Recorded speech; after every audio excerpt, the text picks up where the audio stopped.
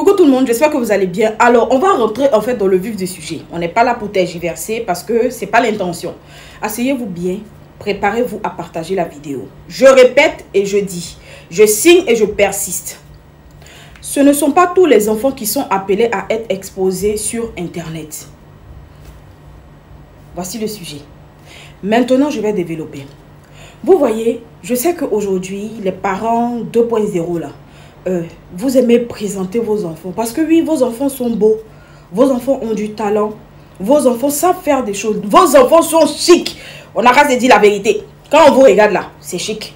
Mais vous savez, déjà chaque individu est venu sur la terre là pour une mission précise. Logiquement, pour certains, ils ne doivent pas être présentés. Il y a des gens qui ont des prédispositions et des dons particuliers. Il y a des gens qui sont venus pour des choses très particulières. Et vu que nous sommes venus pour une mission précise, il y a des enfants en fait qui normalement ne doivent pas être présentés tant que le temps que Dieu a marqué n'est pas encore arrivé.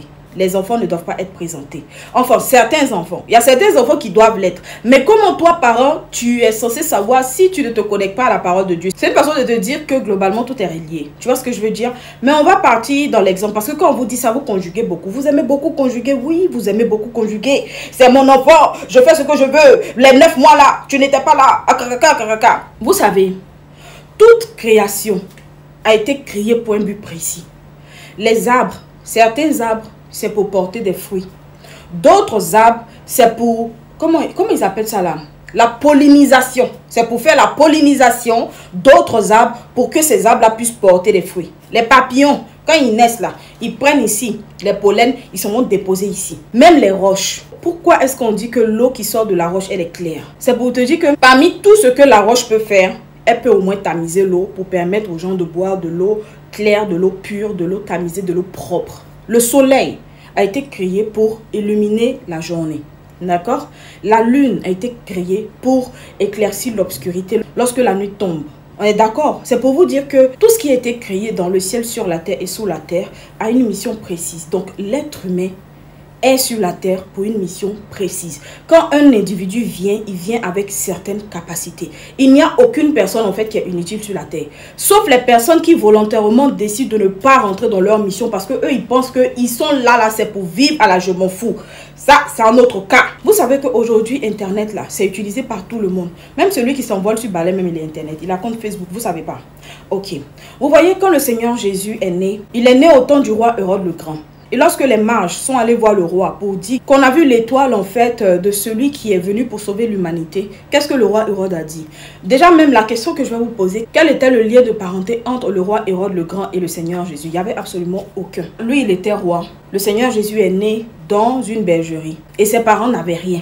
Le roi Hérode, qui n'était pas parenté au Seigneur Jésus, a demandé au roi mage: quand vous allez aller le trouver là-bas, là, revenez ici, dites-moi où il est, pour que moi aussi je parte aussi l'adorer, comme c'est lui qui sera le roi. Du coup, quand il partait, l'ange de l'Éternel a apparu pour leur dire que quand vous allez partir voir, là, à votre retour, changez de route. N'allez pas voir le roi Hérode. Pourquoi? Parce que le roi Hérode n'était pas censé poser les yeux sur le Messie. Parce que ses intentions n'étaient pas pures. S'il le voyait, il allait finir lui en même temps. Vous comprenez? Donc, qu'est-ce que l'ange de l'Éternel a dit aux parents du Seigneur Jésus? Il leur a dit, allez-y, quittez le pays. Allez cacher l'enfant, élevez-le dans, c'est-à-dire que dans l'ombre, pour qu'il ait tout ce dont il a besoin. Et lorsque le temps va sonner, il sera révélé à tous. Pourquoi je vous dis qu'il est important pour vous de cacher vos enfants? Parce que vous ne connaissez pas la destinée de chaque enfant que vous avez. Et c'est pourquoi c'est important de savoir que le temps de Dieu existe. C'est une manière de vous dire que tout est relié. Imaginez un peu que vous dites que non, le temps de Dieu n'existe pas. Donc, toute opportunité est opportunité. Et imaginez que les parents de Jésus avaient calculé les choses comme ça, ou encore les rois mages n'avaient pas écouté l'ange et avaient calculé les choses comme ça, en disant, c'est un honneur que le roi Hérode le Grand désire voir l'enfant. Voilà, voilà. Et puis, ils se vont parler aux parents de Jésus. Et les parents de Jésus aussi, oh, c'est un honneur, c'est une opportunité, ça ne se présentera pas deux fois. Nous qui sommes des pauvres charpentiers, oh là là, ah, bon, ok, d'accord, on fait quoi? On va avec l'enfant. Imaginez que les choses étaient comme ça. Regardez la catastrophe qui allait se passer. Parce que quand les parents de Jésus sont partis avec lui, qu'est-ce que le roi Hérode a fait? Il a fini avec tous les enfants qui étaient dans la tranche d'âge. Lisez, c'est dans la Bible.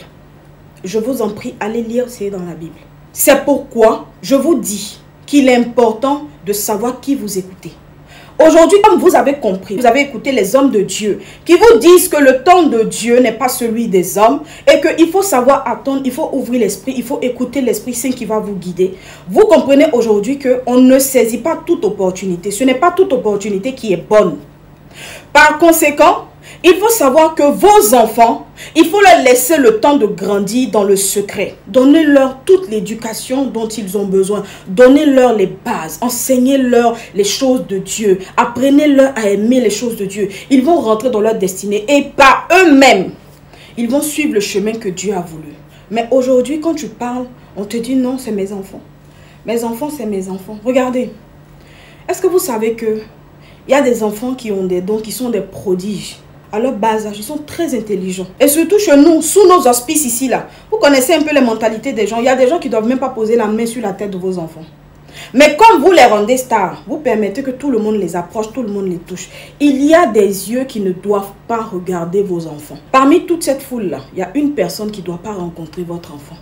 Sinon, à cause de vous, il va passer à côté de sa destinée. Ne soyez pas des parents pressés de manger le fruit d'un arbre en fait qui n'a même pas encore porté ses fruits ou encore d'un fruit vert. N'ayez pas cette précipitation là. Vous avez vos enfants, ils sont beaux, ils sont tout ce que vous voulez. Gardez-les. Aujourd'hui, dès que ton enfant sait lire à 2 ans, tout le monde est censé savoir que l'enfant sait lire à 2 ans. Pourtant, tu ne connais même pas la destinée de cette personne là. Vous avez quel souci? Internet est venu mélanger tête de tout le monde. Ici, les gens s'asseyent pour méditer sur vos enfants. En fait, vous savez qu'il y a des gens qui ne mettent même pas la photo de leurs enfants. Non. Ce verset-là, vous voyez, il a plusieurs sens. Mais aujourd'hui, je vais l'utiliser en ce sens-là. Tu honoreras ton père et ta mère afin que tes jours soient prolongés. Parce que Dieu, en fait, il vous a donné ce pouvoir-là. De bénir vos enfants de sorte à ce que la vie de vos enfants s'allonge, qu'ils connaissent la vieillesse. Mais aujourd'hui, des parents eux-mêmes, ils ont pris gomme, ils ont effacé ça de leur esprit. Ils ne savent pas que leurs enfants, ils doivent les protéger. Jusqu'à ce que ces enfants-là soient à même de pouvoir prendre des décisions par eux-mêmes et de décider. Mais avec les enseignements que vous leur aurez donnés, ils seront des personnes en fait accomplies. À part ce que je dis là, vous pouvez prendre ça en considération ou pas. La Bible nous dit que un jour on instruit un autre et une nuit on instruit une autre nuit, n'est-ce pas? Donc, dans l'inscription là, il sera marqué que Norty à telle heure, tant, elle a eu à parler de tant. Et tu as vu. Mais tu as fait 20 mois. Au moins, c'est noté que j'ai fait. Vous pouvez considérer ou ne pas considérer. Mais si vous voulez que vos enfants soient des pionniers demain, sachez les garder. Sachez les garder. J'ai fini de parler